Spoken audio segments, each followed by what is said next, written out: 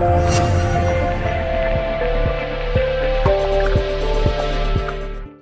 guys, this is Bharadwaj with Fonearena.com, and I have the Micromax Canvas Doodle 2 here, the second iteration of the Doodle series from Micromax. So this has a 12 megapixel camera on the back, and as you can see from the dimensions itself, it looks pretty huge. Accompanying it is a single LED flash and the secondary microphone for stereo audio recording in video. This sensor can record full HD video at 30 fps. So that's pretty cool. So pretty nice from the looks of it. Let's see how it works out. But before that, let's check out the camera interface first. The camera interface is of course the absolute point of interaction for any smartphone. So let's open the camera app. And straight away you can notice that the camera UI is very familiar. This is the MediaTek camera app that's installed on most MediaTek devices. This is running on a MediaTek MT6589 quad-core processor, 1.2 GHz. So obviously you have the same UI. This is the same as the Micromax Canvas 4 running Android 4.2.2. So let's not wait and let's get through the interface then. Over at the top right, you have the flash toggle, on, automatic or off. You have the front facing camera toggle. The front facing camera is a 5 megapixel unit and it's pretty good. It can record 720p videos at 30 fps and can do video calls, of course. That's the primary aim for it. And over at the top right, you have the thumbnail for the gallery access, which you can access just by swiping to the right too.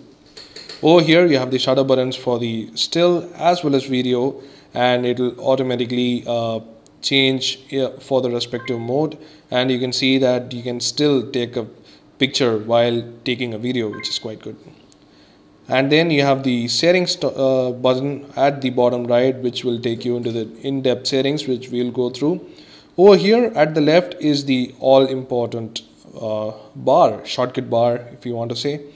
That's the most important bar in most MediaTek cameras. So you have the normal photo mode here right at the top, which is selected by default, and then you have the HDR mode, and then you have the face beautification mode for random post processing of faces.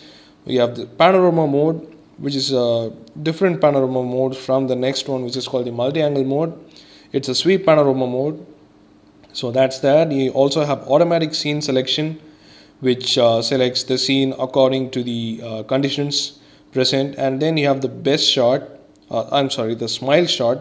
Smile shot triggers a photo when a person smiles in front of the camera. And then you have the best shot, which takes a burst of photos and selects the best out of the lot. And then you have exposure bracketing, which takes 3 pictures with different exposures, which you can later merge for the HDR photo. So that's a quick round of the UI tour from the first level. Going into the second level, you have 3 tabs. This is the basic settings for the camera. You have color effects, scene modes. Scene modes has a lot of options. This is pretty normal for any point and shoot camera, and this has been the normal scene modes for all the MediaTek cameras. And then you have white balance options and other image properties, anti-flicker, etc. And going into the shutter settings, you have 0 shutter delay, which enables the continuous autofocus and lets you take a picture immediately. And then you have face detection for face detection, obviously. And then you have picture size, which you can change from QVGA till 12 megapixels, which is the maximum size for this camera. Preview size is standard for 4:3, but if you wish to take full screen, then you can obviously take full screen photos, but the resolution will obviously change. Let's change that and see, and as you can see, you have options for 6 megapixels alone if it's gonna be stills. So let's change that again. And moving on to the video settings, you have electronic image stabilization, which is software based stabilization for video. You can turn on and off the microphone. You have the audio mode, and then you even have the time-lapse interval, which you can set and take a time-lapse video out of it.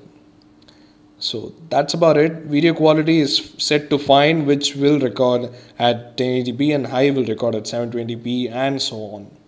So that was a quick look at the camera interface, but what about the performance? Performance is the only thing that matters when it comes to camera reviews, right?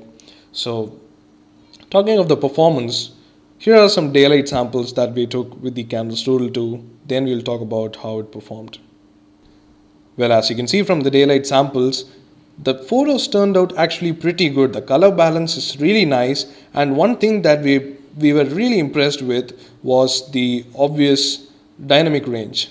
So even without the HDR option, we could take really good dynamic range even with the sun straight up at the camera lens. So that's pretty good of the Doodle 2's camera. It has a f2.4 aperture, so probably that might help, but the dynamic range is something that we were really impressed with. But otherwise, in the daylight photos at 100% you could see a bit of a color noise, but I don't think it matters that much, because otherwise the detail is pretty damn good. There is no artifacts, there is no ridiculous post-processing, and there is also a lot of detail because of it being 12 megapixels. You can see from the pictures here lots of detail. You can zoom in and see all the detail in full glory, which is pretty nice. You can also notice some edge sharpening going on, but that's expected from a camera at this price. We would say this is pretty good for the Doodle 2. And very similar to what we saw on the Canvas 4. So that's daylight performance. We think it's pretty good. Let's take a look at some macro shots here. Well, as you can see from these macro shots, the detail again is pretty good, and due to the f2.4 aperture, there is a decent bit of shallow depth of field, but again we couldn't expect more from this camera, and that's about it. Macro performance is pretty decent. But then any smartphone in this price range, the Achilles heel is the low light performance. So how does the Canvas Doodle 2 perform in low light? Check out these pictures. Well, as you can see, the low light performance is just average. You can see the samples again here, high amount of noise, high amount of processing, so pretty bad we guess. We couldn't lock the focus even once, and that's the camera performance in low light. The LED flash too is very bad because it just overblows the image, and the whites just look totally washed out, as you can see from this image here. So yeah, in terms of low light, the camera is just average. It's not even that usable if you ask us. So low light, stay away from the Canvas Doodle 2's camera, because that's not gonna be something that the phone is really good at. So that aside, we also have a video sample for you, a 1080p Full HD sample. Take a look.